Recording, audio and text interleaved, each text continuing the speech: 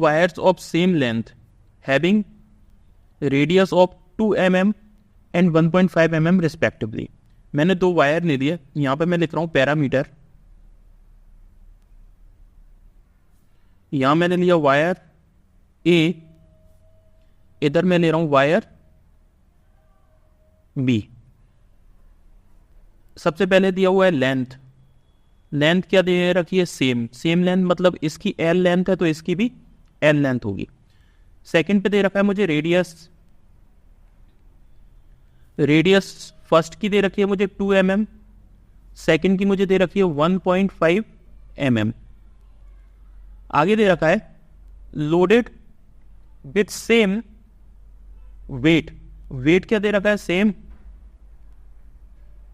Wait. अगर इसका W होगा वायर ए का तो वायर बी का भी W होगा।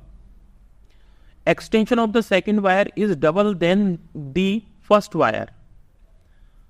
एक्सटेंशन मैं मान के चल रहा हूं फर्स्ट वायर का जो एक्सटेंशन है डेट इज डेल्टा एल, तो सेकंड वायर का एक्सटेंशन कितना हो जाएगा 2 डेल्टा एल। इसे मैं मान रहा हूं delta L two is equals to 2 delta L, और delta L one is equals to मैंने मान लिया डेल्टा एल। आगे कैलकुलेट करने के लिए वो क्या बोल रहा है, प्रॉब्लम में दिया हुआ है what is the ratio of Young's modulus of first wire to that of the second wire. इन दोनों का रेशियो डिटरमाइन करना है। Calculate y1 upon y2। y1 is the Young's modulus of first wire, Young's modulus of first wire, and y2 is the Young's modulus of second wire। इन दोनों को का ratio मुझे calculate करना है। मैं जानता हूं according to Hooke's law stress is equals to होता है यंग्स मॉडुलस इनटू स्ट्रेन। इसे लिख सकता हूं स्ट्रेस को load upon area is equals to Young's modulus into strain को लिख सकता हूं change in length upon original length.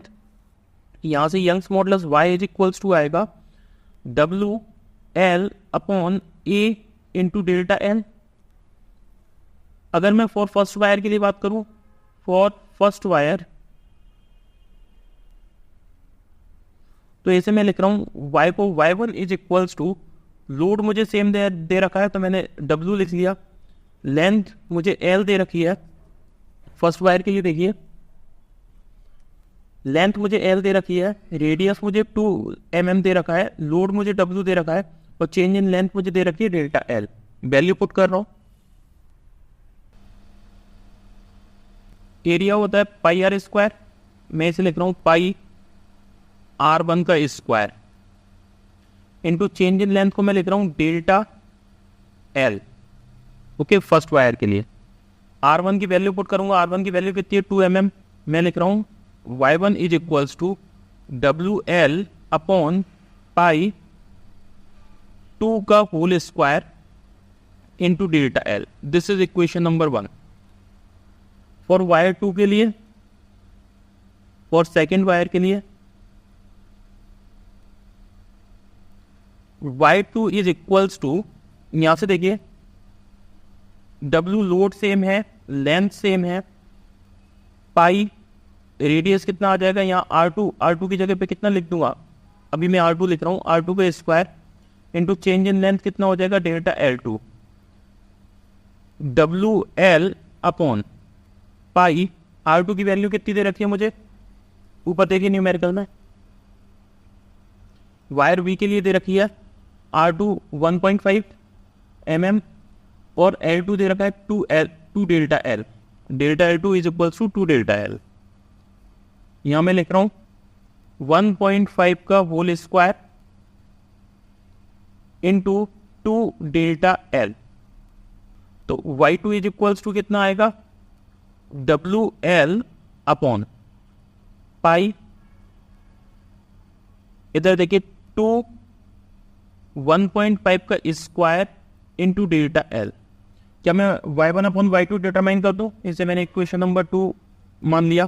मैं लिख रहा हूं यहां पे y1 अपॉन y2, y1 की वैल्यू है WL अपॉन पाई 2 का स्क्वायर कितना हो जाएगा 4, मैंने 4 को बाहर कर लिया, into delta L into y2 की वैल्यू रख रहा हूँ, तो यहाँ आएगा WL, ऊपर जाएगा 1.5 का स्क्वायर कितना होगा 2.25 इंटू 2